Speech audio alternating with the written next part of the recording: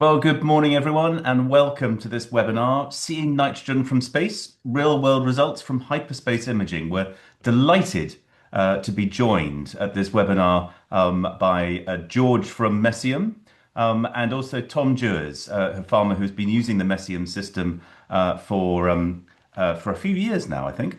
Now we'll hear more from Tom in a moment, and George will give a brief introduction and so on to the system.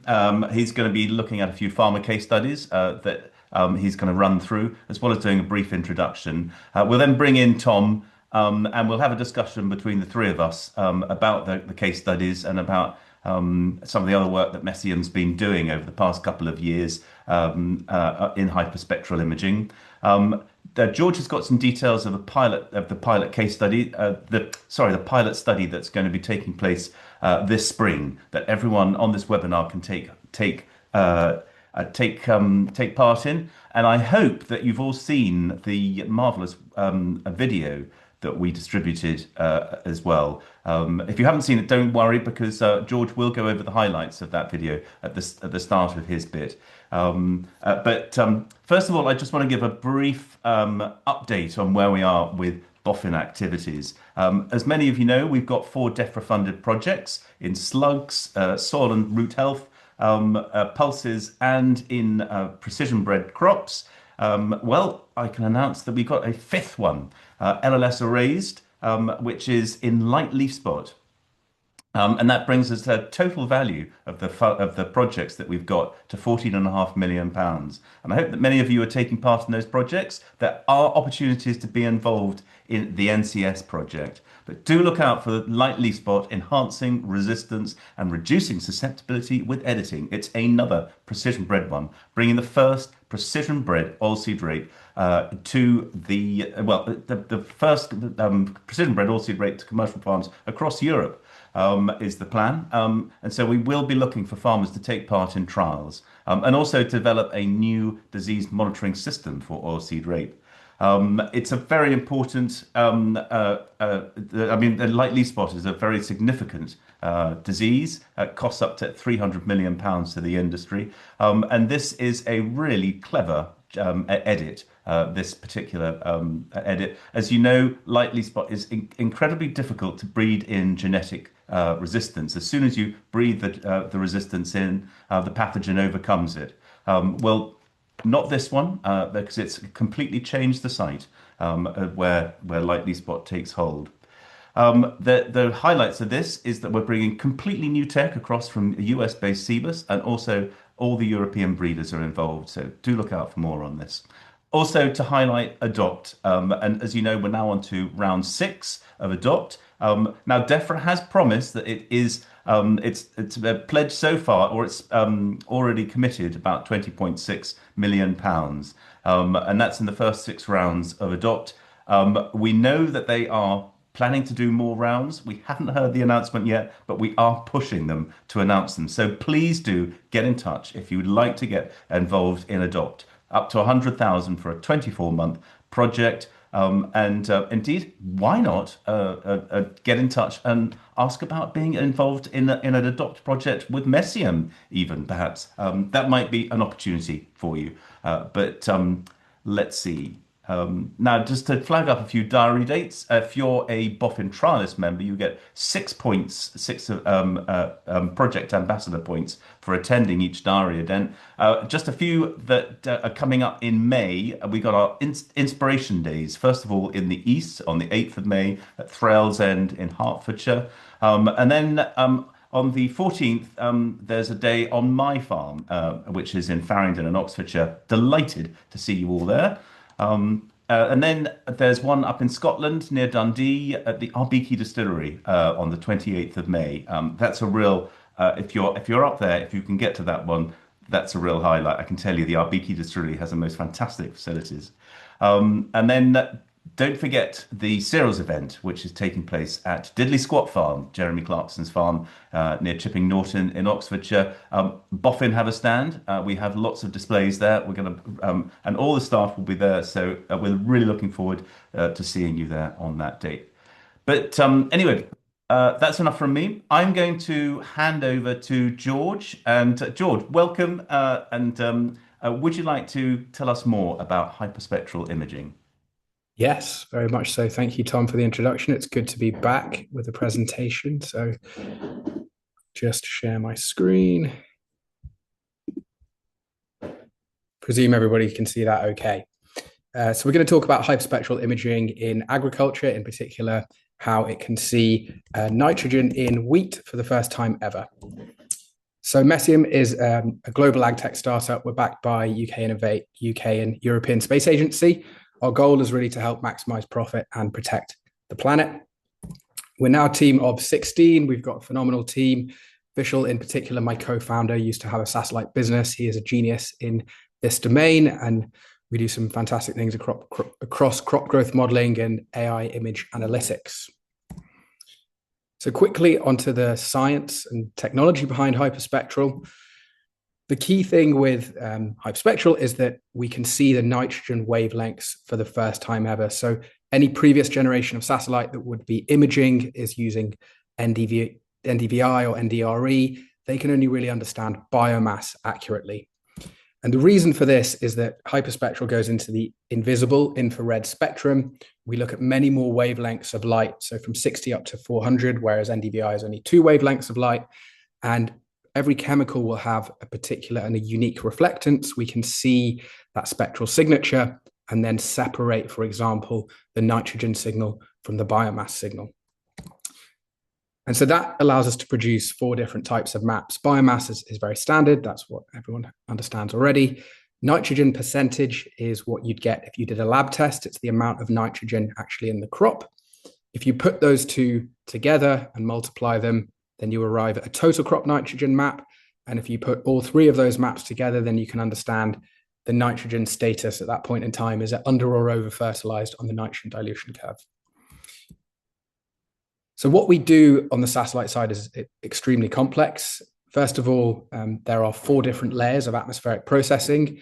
Providers like to do their own processing, but we actually ask for the most raw and unprocessed data so that we can apply the same standardization to all satellites. The sun is constantly moving, the earth is constantly rotating. So the different angles that we're looking at, purple, blue and red, yellow, it's different sun and satellite angles. So we're taking all of these things into consideration. And I would say 80% of the work we do is behind the scenes. It's about building automated pipelines for our imagery and also to make sure that we standardize across all the different satellites because they can have different cameras and different qualities. The result is high accuracy. So what we're looking at on the left is an NDVI image. It saturates and it really doesn't show you much. And then on the right is one of Messium's total crop nitrogen images. So big range. This is a paddock in Australia. So from 100 kilos all the way down to 50. We've got the world's largest hyperspectral data set for wheat, over 500 images. And over the last 3 years, we collected 21,000 samples. So each sample is a 50 centimeter row of crop. It goes off to a laboratory. They tell us with high accuracy the nitrogen percentage, the concentration, and then the biomass. There's a GPS pin associated with each, and then we match that to the satellite imagery. That's our ground truth training data for the AI, and that's how we build our models. Recently, we have run these blind predictions in New Zealand. So we took an image, we sampled for each sample point, 5 by 5 meters square. We predicted the nitrogen percentage and the biomass. The lab results or the samples went off to a lab. We sent these predictions to our corporate partners, and only afterwards did then the lab release the results. So we've done this for 15 paddocks. There's about 40 samples in each paddock, and the results were very encouraging. So we did 2 sets of predictions in November and then recently in February. The average accuracy versus a lab test for nitrogen concentration was 89%, and the average accuracy for biomass was about 83, 85%. So we're delighted with that. We know the biomass can improve, particularly with the newer generations of satellites. So that's really goal number 1 is accurate data, knowing that we've recreated the accuracy of a lab test from space, but faster, more scalable, more frequent. That allows us to apply the science. So the 4th map that we look at is the nitrogen dilution curve. Biomass down on the x-axis, 1, 2, 3 tons per hectare, and then nitrogen concentration. The red line represents optimum fertilization. It's when the crop is achieving maximum biomass growth, but with the minimum amount of nitrogen needed. If you're above the red line, the crop has additional nitrogen. That's normal in between fertilizer events. The key is to then fertilize when the crop gets back down to the red line. Of course, if it's under fertilized, we want to avoid that at all costs. We can see this red line very clearly from space. It's the basis of all of our recommendations. Next, we then apply leading crop growth models. So we want to understand the soil type, the wheat variety. If we've taken an image and then we look forward for 3 or 4 weeks, what are the days of sunshine, the days of rainfall? What's the soil organic mineralization? Where is the crop? And then how can we intervene to make sure it stays as optimum as possible? So just to then look at some results from trials in across the Northern Hemisphere, and actually from Australia and New Zealand now, we're collecting harvest data there too. So goal number 1, accurate data. What are the maps revealing to us in season? We've had a look at this image already. So total crop nitrogen, it's a very, very useful map. And we really encourage you to look at all your different fields and understand some differences between them. The second is high and low strips showing up. So again, this is a paddock in Australia. We can see in this total crop nitrogen map, there is more total crop nitrogen in the high strip than there is in the low strip, and then replicated again. Some farms in Australia, the high strips haven't shown up, but that was maybe more due to a water limitation or some other limitation. It also didn't show up in the yield map. So it's always interesting to then look at a step further. This is an interesting example from Australia as well. So at the beginning of the season, the farmer took deep soil N tests, and it ranged from the lowest was 100 kilograms per hectare, the highest was 263 kilograms. We obtained a very early season image, and the farmer asked us as a test if we could blind predict the nitrogen status of those fields. And as you can see by the ranking on the right, we perfectly rank them according to the soil. So of course, we then will think this early season imagery should pick up the impact of crop rotations as well. Here we're looking at an interesting example. So the blue image is an NDVI image. It can't separate nitrogen and biomass. In the Messium imagery, we can do this. And what we're seeing in this area is an area of high biomass, but the nitrogen percentage is actually very low. So of course, with VRA, the action here would be to apply more nitrogen. The crop can see a positive response. We don't see this everywhere.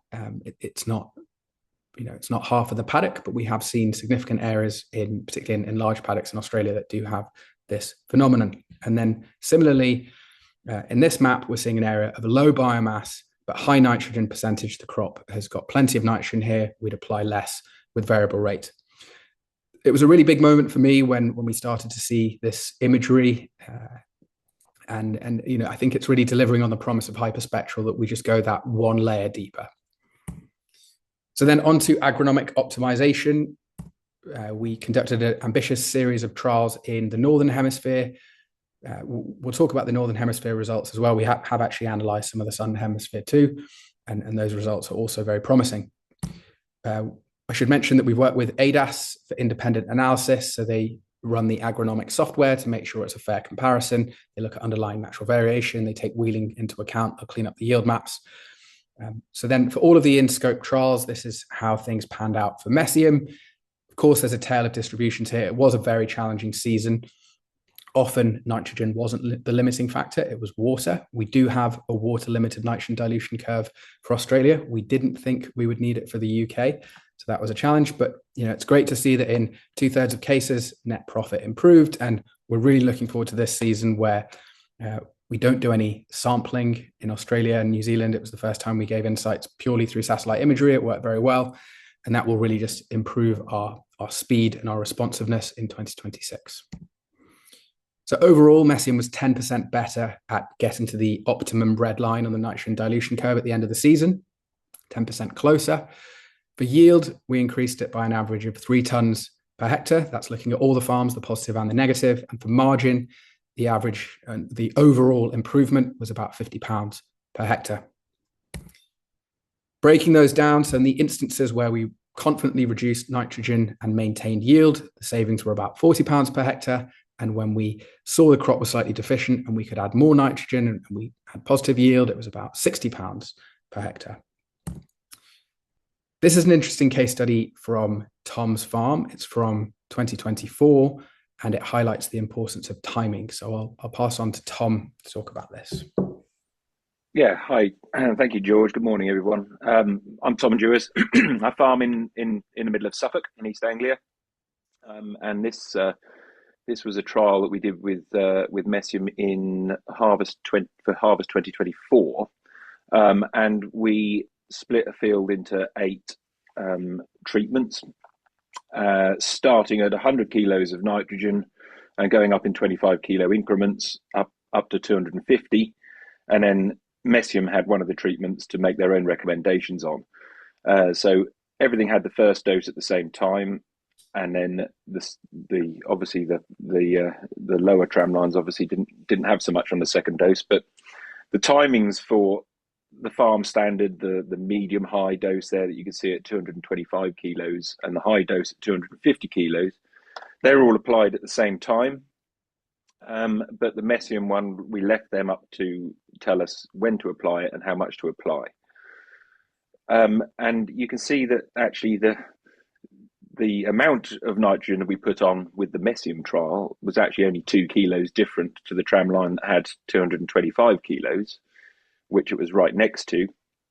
But the only difference here was the third and final dose.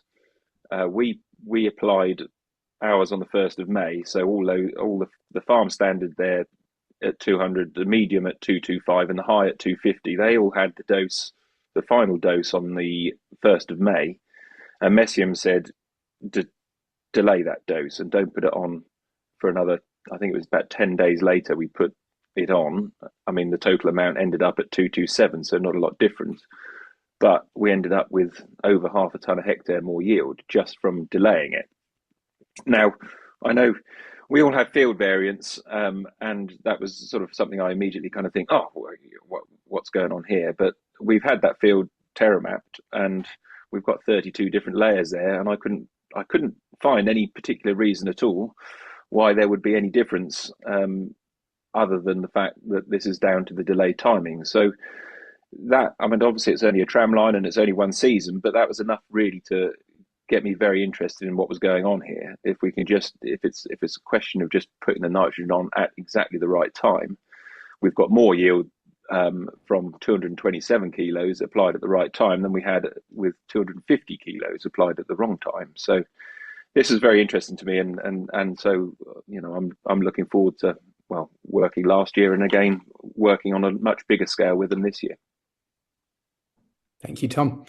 And so our theory here really is, if the crop is less saturated with nitrogen, it's more able to absorb the nitrogen that's applied, so you see a bigger response.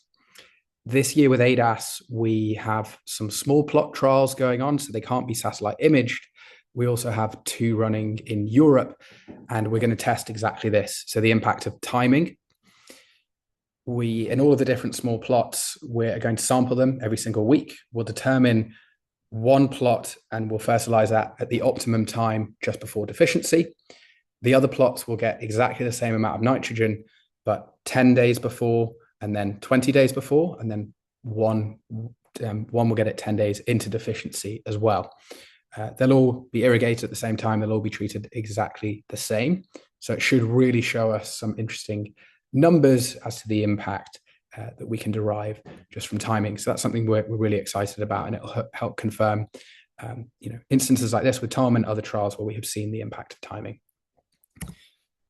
So then, to talk through the farmer portal and what's available this year, we hope it provides lots of value. I think one thing Tom will agree with is that the farmer portal has evolved a lot from what I think he's been poking around in it recently, compared to where it was last year, and I will say that it will continue to evolve, so it'll be much better in 2027 and as we go. It's not going to be perfect. Our goal really is to surface the data that we have, and that valuable data. We always would appreciate your feedback, because that's what helps us improve the user experience and ultimately make it as simple and powerful going forwards. So these are the 4 maps. We've already looked at these. There's the nitrogen curb status. That's the one that kind of tells you under or over fertilization. Because then we understand the interplay between both nitrogen percentage and biomass, we want to produce these overlays, what we're calling them productivity zones. So you can look at the best performing areas. So that's where the fertilizer nitrogen uptake efficiency has been best, the biomass has increased the most, and the crop nitrogen has also increased the most, versus the low performing areas with non-limiting factors, even some grain protein overlays. So we hope these are useful and help you do some of this comparison in season, because it can be quite a lot to have 4 different maps open for one single field and then try to understand what's going on differently between them. We also have field prioritization. So these are Tom's fields. We've just recently uploaded them, and Tom has been having a look. So the image was from the 11th of May, and at that particular snapshot in time, most of the fields were doing fine for nitrogen. So if you're on the red curve, that's 1.0. There was one field that was deficient and one field that was sufficient. So stone pits versus cobs. And then Tom, I've actually added in the biomass slide. So maybe you want to talk about them. I'll give a quick overview. So here we're looking at total crop nitrogen. There's 62 kilograms per hectare, between kind of 60 and 70 in cobs, which is on the left. And on the right, stone pits, it's about 100. Then looking at the biomass, it's actually a bit higher in cobs, a bit lower. And then if you put those two together, then the nitrogen percentage it's a little bit deficient in cobs and doing quite well in stone pits. I'll go back to the first slide. Yeah, I think this is a really good illustration of why NDVI sort of doesn't tell us the whole picture when we're just looking at biomass. So the field on the left, cobs, was it was a first wheat behind a seed crop of vetch that we grew, so a legume, and the wheat looked much better in there because it was behind a legume and it got going really well. The field on the right, stone pits, was also a first wheat, but it was behind a white strawed crop of spring oats. So both of them direct drilled as well, so it doesn't work quite so well behind a white strawed crop. It struggles a little more anyway. So us looking at the ground and perhaps looking at a normal NDVI satellite image, we look at cobs, go, well, actually that looks all right. It's got plenty of, it's not nice and green, big biomass. It looks fine. But actually, when we look at the actual amount of N in the crop, that one's deficient, and the one behind oats actually isn't. So it's a really good illustration of actually, I mean, yes, this was last year, so it was dry, and if we'd put any more nitrogen on it, it wouldn't have got washed in anyway, I suspect. And it's probably, there was nitrogen there waiting to be washed into it. But it's a great illustration of actually that NDVI doesn't really tell us what we need to know, whereas I think this does. And yes, it's going to be slightly more complicated, but that's why we're all here, isn't it? Because we want to make better use of our nitrogen, which is why we're interested in this. So we've got to understand it, and we've got to try and test it out, make sure it works for us. Thanks, Tom. And I think you make a very valid point, which is it is more complicated, and we're trying to make it as simple as possible. And we're going to try and do as much of that analysis, but we always need your expert understanding and interpretation. And I'm sure there will be things that make sense. I'm sure there'll be things that are puzzling to look at and think through. And we always really value your feedback. I mean, Tom, you've been phenomenal over the last 3 years and really helped us develop this. I'll keep going with a few other elements of the farmer portal and then talk through what's available with the imagery coming up in 2026. So we do yield forecasts in the platform as well. We try and model different rates and the response to the crop, and also different numbers of applications. Protein as well. So if you input a desired protein target and your protein percentage that you want, and then your planned foliar applications will look at the growth stage 60 nitrogen in the crop, and your planned foliar applications will give a medium, a low, or a high likelihood attainment score. That's based, I should say, on the existing agronomic science and the research. We're in a big phase of kind of data collection at the moment. The more we can gather papers that look at different N rates, the more we can ingest the academic literature, which draws clear correlations between, for example, growth stage 60 total crop nitrogen and yield, assuming average weather conditions or a hotter, slightly drier finish. The more we can do that, the more we can make our data more powerful. We also will model agronomic impact. So the goal is to look forward 2 or 3 weeks. Red is the start of deficiency. Of course, applying before deficiency, we think, is the best agronomically to do, but the rainfall is the least uncertain there. So we model the benefit both on the agronomic side, but then the increasing risk. We want to try and provide a recommendation for each fertilizer event or rainfall opportunity effectively, and then it's up to the grower to choose which best fits your schedule and your risk appetite. I should say that we're building an automated recommendation engine, and if you want to take action on some of our recommendations, then please get in touch. We will double check the recommendation. At the moment, we're trying to do a limited number. I think we can do about 100 in Europe. Because it's an automated interpretation engine, we just want to make sure a team member checks that, so then we know it scales fully into 2027. So please do let us know. I think we've got a lot of confidence, but we always want to go the extra mile there. There's the field management and prioritization dashboard as well, particularly useful if it's a larger farm. Hopefully will help with some of the operations and logistics. And where we're going in the future, I think that there could be approaches where certain groups of fields might be done a week earlier than others. I hope that does fit into your operations and logistics. And I think maybe in 5 years' time, there are hundreds of thousands of driverless taxis on the roads in LA. The advent of kind of autonomous farming, could it make sense to have tractors go out and maybe only apply portions of a field? Because as we've seen, the nitrogen and the biomass can vary quite a lot. So you kind of go and do a portion of the field at the perfect time and go and do the other bits when they're also at the perfect time. Because at the moment it's blanket and we have to make assumptions on what's the best average rate for the entire field. And of course, then you don't want to let too much of it go deficient. So then on to 2026 pilots. We are imaging quite a lot of the UK. So this is a rough indication. And in fact, I've just realized I should have updated this image. Some of our images are actually going much longer. So they'll come further down around Yorkshire and then kind of in below Cambridge as well. I don't know if you can see, but there's the larger black box, and then within them, there are some smaller gray boxes. So it's because we have different types of satellites. About half of them take these very large images. So they're 60 kilometers wide by 60 kilometers long. The other half are about 20 kilometers wide by 70 kilometers long. So the bigger black box should receive about 3 images in one season.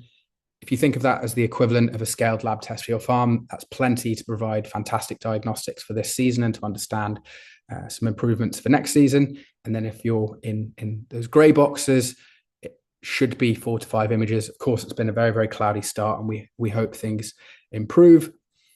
So please do get in touch. We will set up a farmer portal for you. You can either upload shapefiles yourself, or if you send them to us, we can upload them for you. And we're always here to help you, guide you through that process. In terms of getting value out of pilots, so I think the first thing is really remote monitoring. If we've got this equivalent of a lab test, but every 5 by 5 meter square, what's that revealing about your crops? Is it telling you things that you know to be true in the paddock? Is it showing the impact of soil and crop rotations? And is it revealing some things that actually you can't see with the naked eye? We're really, really keen for your feedback. There is no obligation to run any trials or take any action on our data. But of course, if you do see, for example, what we saw with the cobs example, a field that's going deficient earlier, I think it could be really interesting to go and then do half of that field at the optimum time. And then likewise, if there's a field that's going deficient much later than all the others, to try and maybe wait 10 days, maybe it's even 2 weeks, and to do that at a different time with a split field. We produce flat rate and VRA maps. And so you can choose, it's available in all the major tractor and file types. And then just lastly, we are producing this alternate file type. So it's NDVI versus Messium.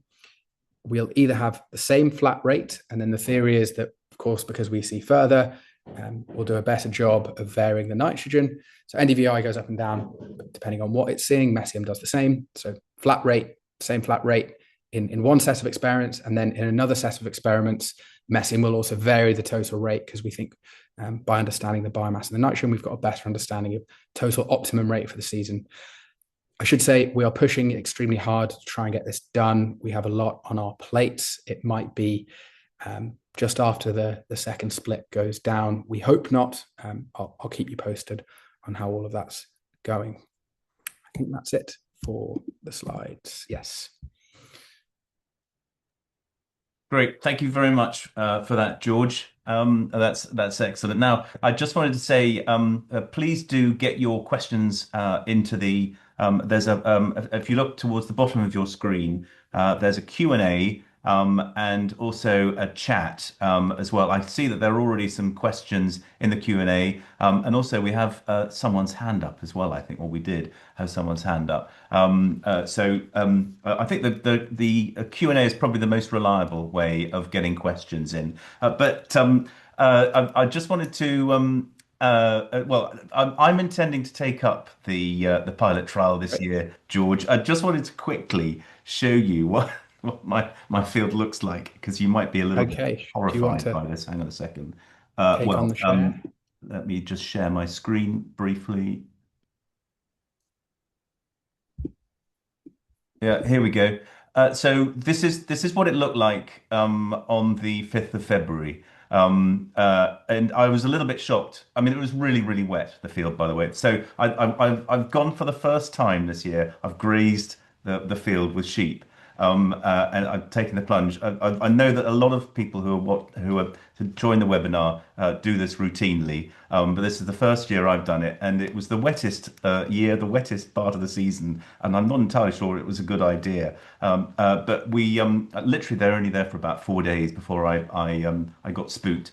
And if we can advance the slide, this is what it looks like. This was just last week. So the previously was 5th of February. So it's bounced back well. So I'm really confident about it. But this is the field that I'm keen to map, George. This is the one. And I think I'm in your zone as well. Good. By the way, this field will be shown on the 14th of May. So we'll be able to have a good look and a good discussion on it at my event. But I just wanted to find out. So you went through the onboarding process, but I just wanted to find out. So, what's the first step? I mean, how do you actually get in touch with you first of all? What's the first step in joining this trial? So I'll share my contact details after. My email is george@messium.co.uk, or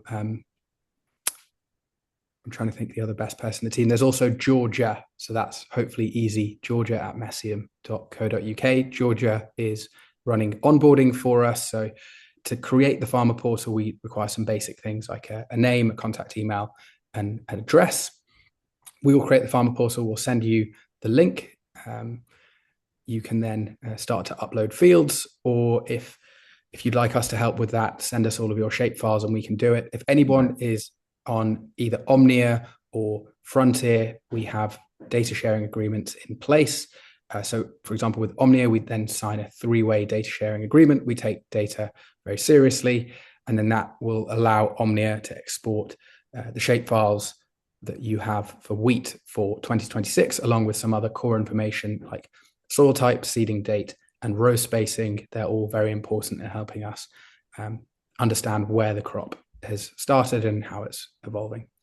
Right. So if you're on Omnia, is it just Omnia, or are there other platforms as well? Frontier works as well, and most platforms it's fairly easy to do some selections to say, show me my wheat fields, and add in some other core information, and then you can just export that into a zip file and then email that over to us.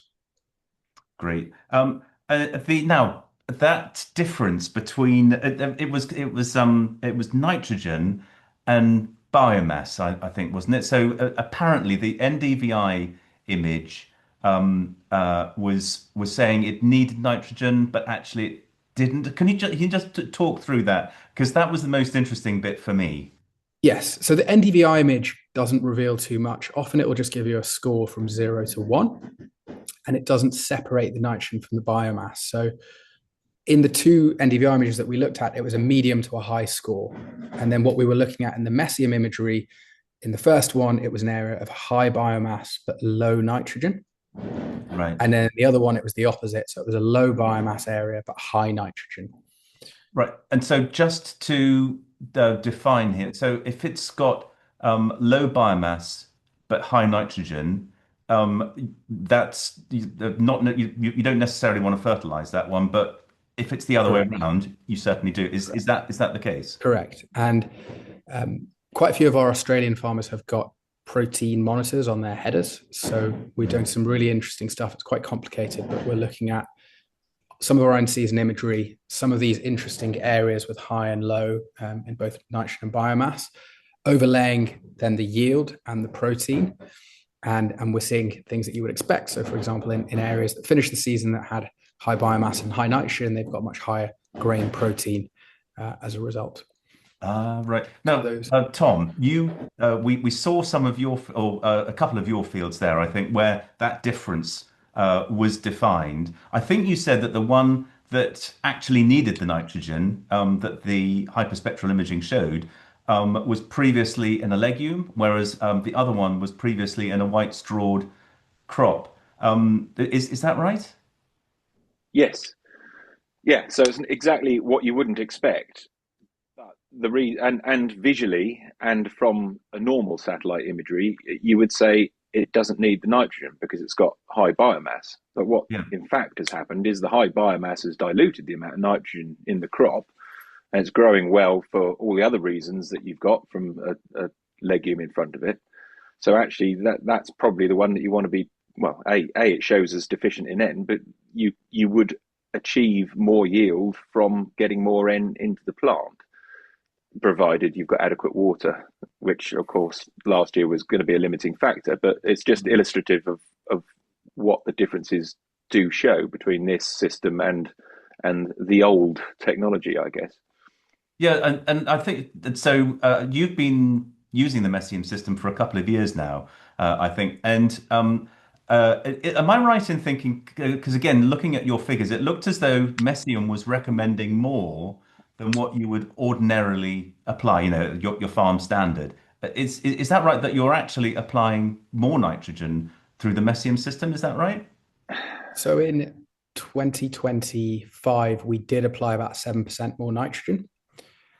But I would say the reason for that is we hadn't factored in the water limitations that were occurring in the UK. And we've done some model upgrades since. I think had we had those upgrades at the beginning of the season, we would have been about equal or maybe slightly less. And of course, our goal is to try and be as productive with less.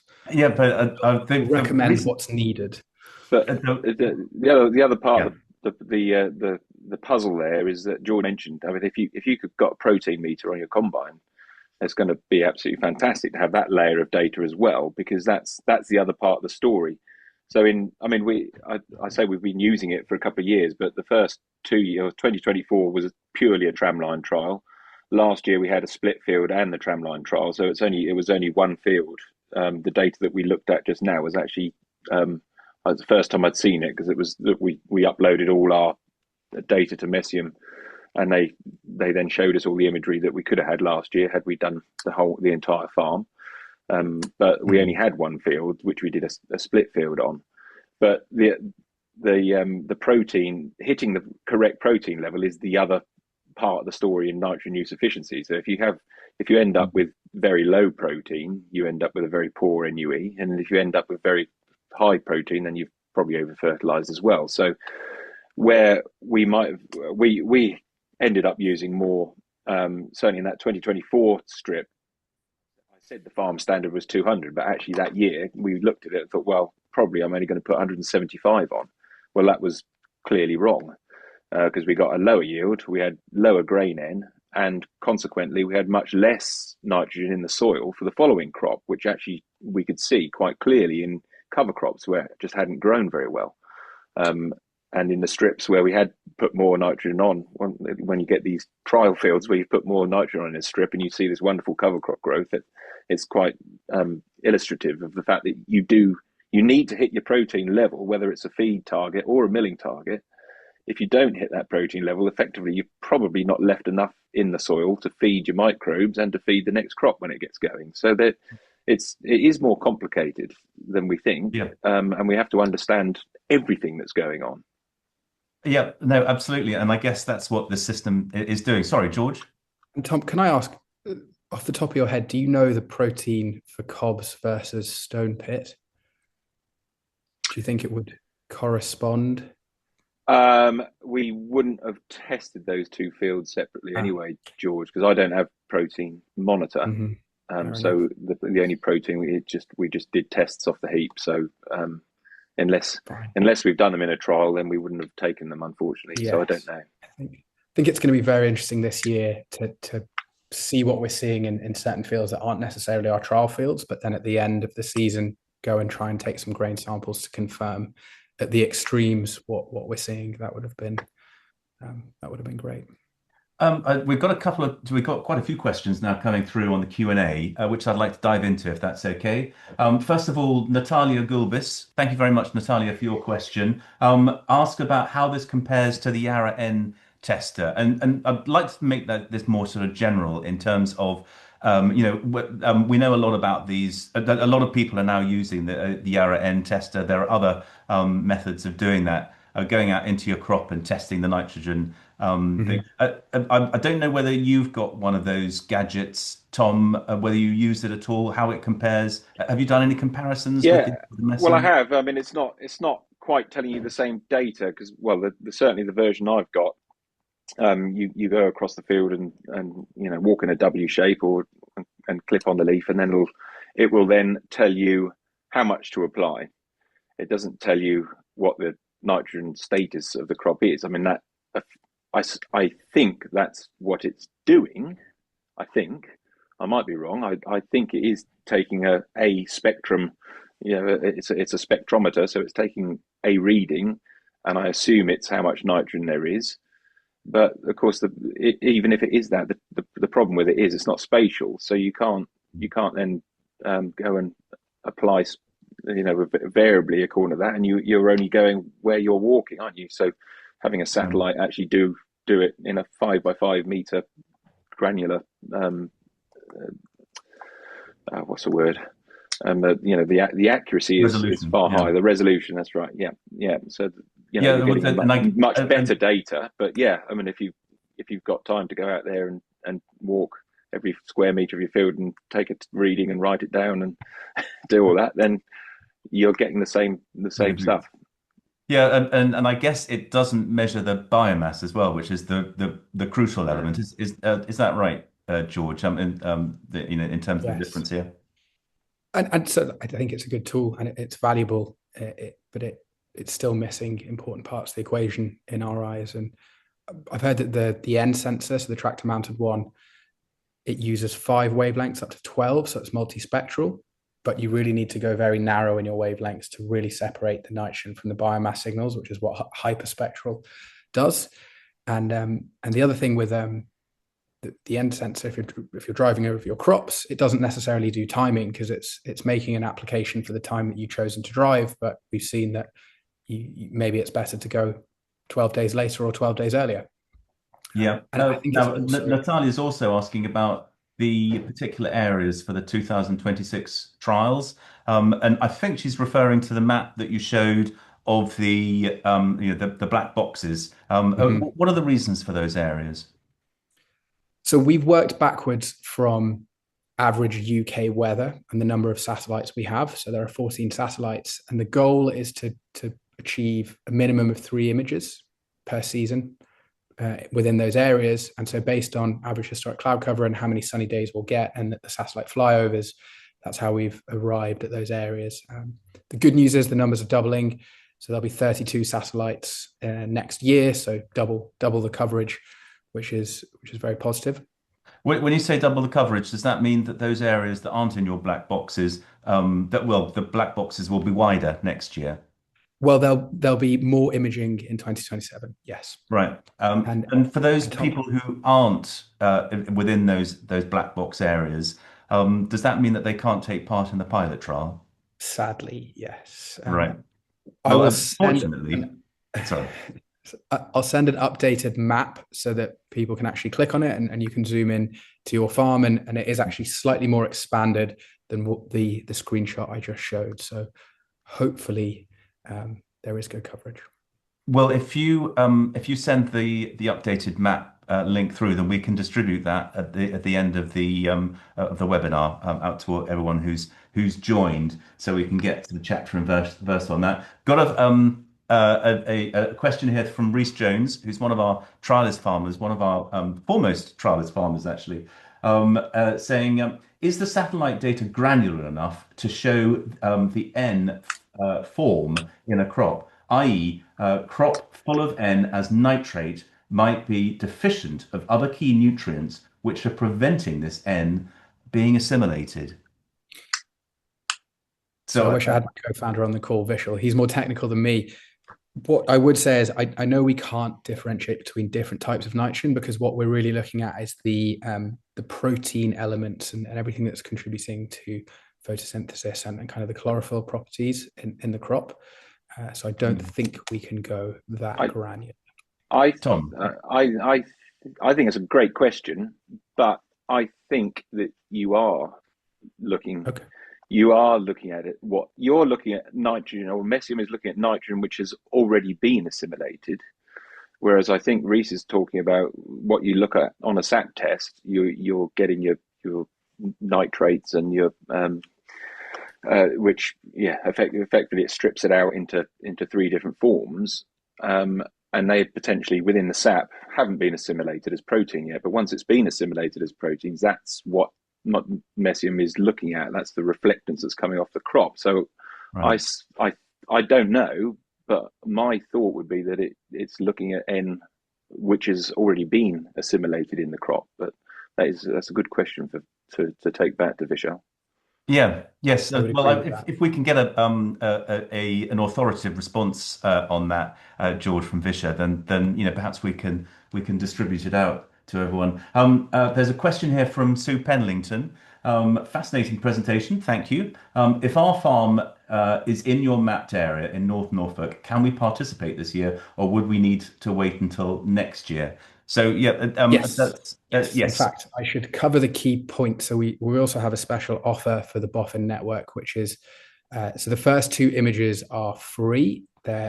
We've got some nice help from grant and subsidies. Hyperspectral images are quite costly. The satellites cost millions in themselves. They're costly because they are valuable.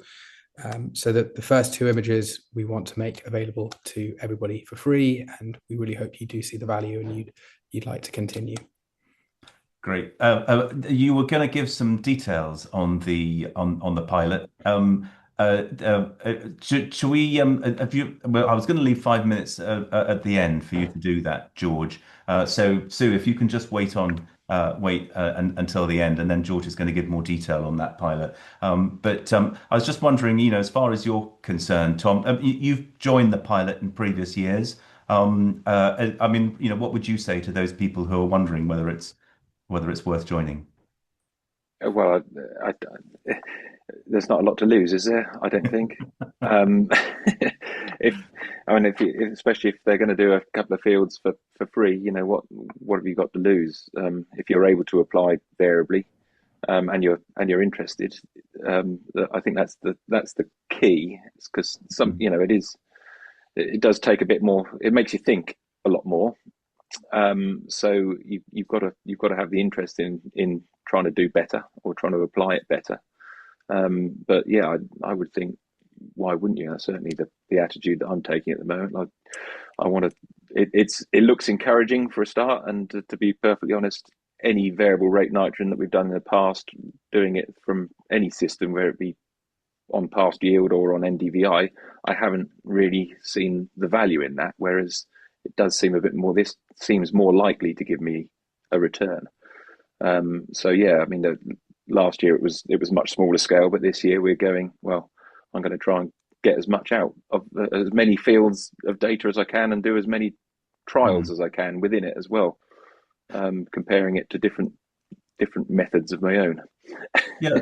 Now we're having quite a lot of interest in this different forms of nitrogen. Thank you very much to Shona. Shona's Reese's colleague. Very similar question to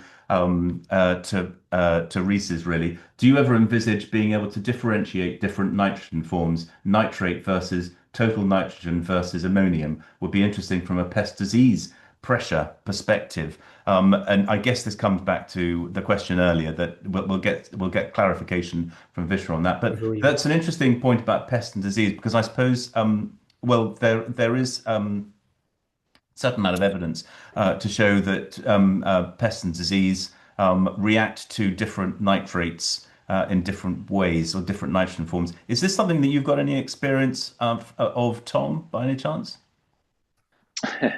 Well, like Shona Reese, it's been a constant sort of discussion and trying to work out.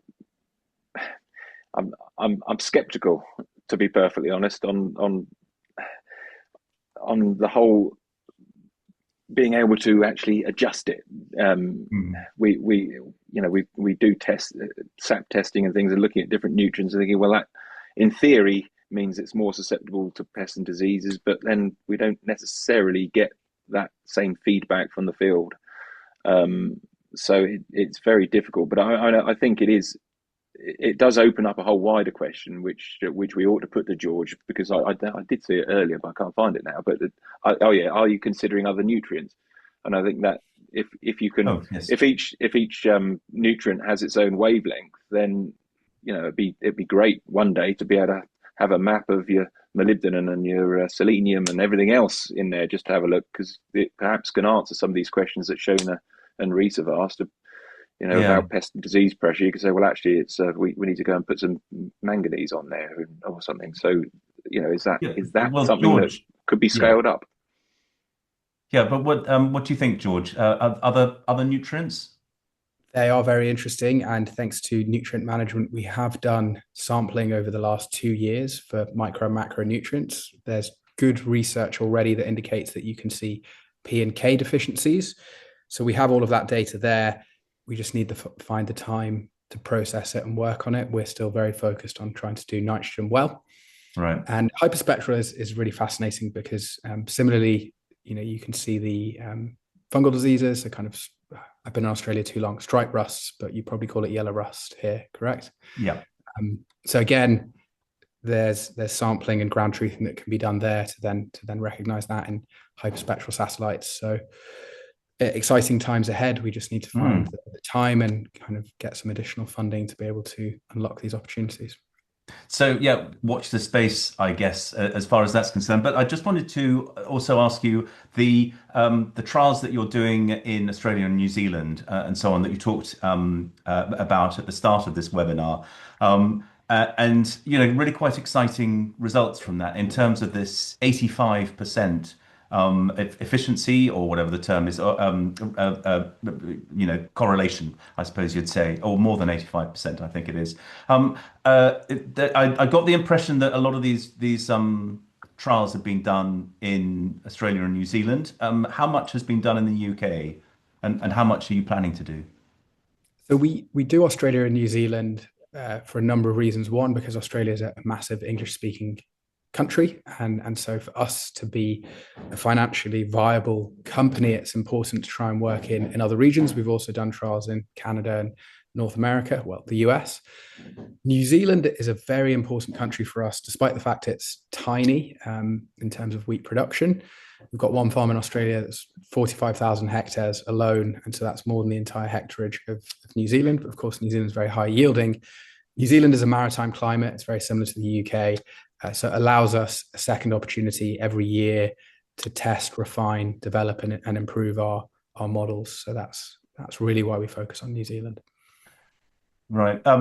We had a couple of questions through. First of all, thank you very much to Chris Molyneux, who's asking whether it's whether there's an intention to roll this into other crops. I know that Chris is a great vegetable grower, grows them really imaginatively as well. And we've got a question from Andrei over in Ukraine. And are your Great. services available in Ukraine? I suppose that Yes, must be the they are. safest way of scanning your crops in Ukraine at the Uh, moment. What's the answer there? Thanks, Andre. We'd love to connect. Yes. So, the satellites can image anywhere, and we can provide this. We've also got translation on the website. So we work with lots of French, Hungarian, Danish, and Swedish farmers. So that's all done automatically. And then for other crops, for the last 2 years, we have also sampled for barley, similar to the macronutrients. We have that data ready to process. From 2027, beginning of 2027, we'd love to look at pasture. I think that's another big one. Oilseed rape, corn's particularly a big interest over from the US as well. And then the last thing is soil mapping. So hyperspectral can also be very, very good at helping understand your soils. Well, I know that you wanted to just spend a bit of time at the end talking about this year's pilot, George. So thank you very much to everyone for their questions. But if I ask you to just run through what the pilot is for this year, that would be fantastic. Yes. So back to the pilots, we'll send around the map, and we hope that everybody who's in the map would like to take a look. And I should say it's really important from us, from a go-to-market perspective and a validation perspective, to have people look at the maps, to feedback, to gather data on where it's working and we're seeing interesting things, to also gather feedback on where we can improve. So if you're on the fence, I would say please do sign up, please do participate. You don't have to do all your fields, you can do a few of them, but it makes a huge difference to us. For the last 3 years, investors have backed us based on the promise of hyperspectral and the underlying science that made sense. The next 3 years will be determined on farmer engagement and our agronomy partner engagement. So it's really important, I think, when we start to make these advancements and breakthroughs, that the market also responds. And we, in a way, we need to pass the baton on in some regards, and really have people take it by the horns and try and get familiar with it. We're here to support. We've got a great team that can answer any questions. We'll be very available. And yeah, we would love to see the engagement. That's the most important thing, the engagement and the learnings. Great. We've got a last minute question just come in, which we've got a little bit of time. Asking, this is James Lewis is asking, are you doing any work? Hang on. Sorry. Are you doing any work on modeling with multispectral drone imagery versus satellite imagery? Great question. Very, very good question. So we have done some hyperspectral drone work, and we have interest in multispectral imaging. We probably won't do multispectral drones, but there are a lot of multispectral satellites available. So there are about 400 multispectral satellites available. And we've done some early work that if we have a hyperspectral base image, then multispectral images in between can have some value, and we can draw out some nitrogen signal, but you can't do it the other way around. And so using these 400 multispectral satellites could help us expand coverage with the hyperspectral. So it's something that by 2027 we hope will be rolled out. Right, interesting. So again, watch this space. By the way, there were a couple of questions about AD usage, and I didn't know whether you had any specific experience, either of you, in AD. Using using AD digestate, sorry, as a nitrogen source. No, I haven't. I just tried to answer that because I saw that in the chat and thought we'd missed it. But I don't know, George will be able to say if there were any farmers using AD in last year's trials. Certainly there were using FYM. Were there AD trials, George? Not off the top of my head. I know we had some trials that were using manure, if that's comparable. And so we would then ask the farmer what they think the nitrogen contribution was from the manure, or we had a couple of biostimulant trials actually in Eastern Europe, and we did see the impact of that in the imagery, which was really interesting. So it's all about understanding what we think the contribution is, putting that into the model. And in some of these biostimulant trials, we saw very good nitrogen uptake efficiency. The amount of nitrogen in the crop was, I think one was 170%, which was showed that either the soils were phenomenally fertile, which over in Eastern Europe they can be extremely fertile, or that this biostimulant did also have an impact. Great. Well, look, I think that's all we've got time for. George, thank you so much for joining us. And also thank you, Tom, as well. That was really, really valuable discussion. I'd encourage everyone to take up the trial. This is what Boffin's all about, by the way. It's about testing these new systems and see how they work. And what a brilliant way of doing it with this free trial that George is offering. I'm certainly planning to sign up. I mean, my farming isn't nearly as good as most of the farming represented by the attendees of this webinar, but I'll give it a go, and you can come and see the results in May.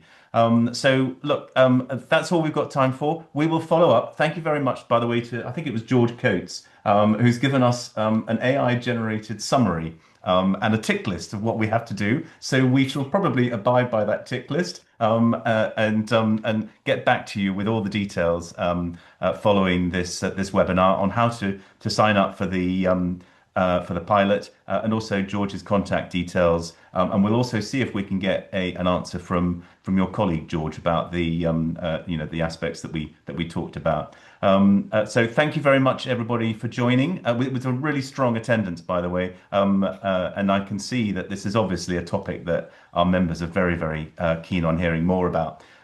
So again, thank you very much for your input, George, and thank you very much to Tom as well. And we shall see you again. Cheerio then. Thank you, Tom and Tom, and thank you, everybody.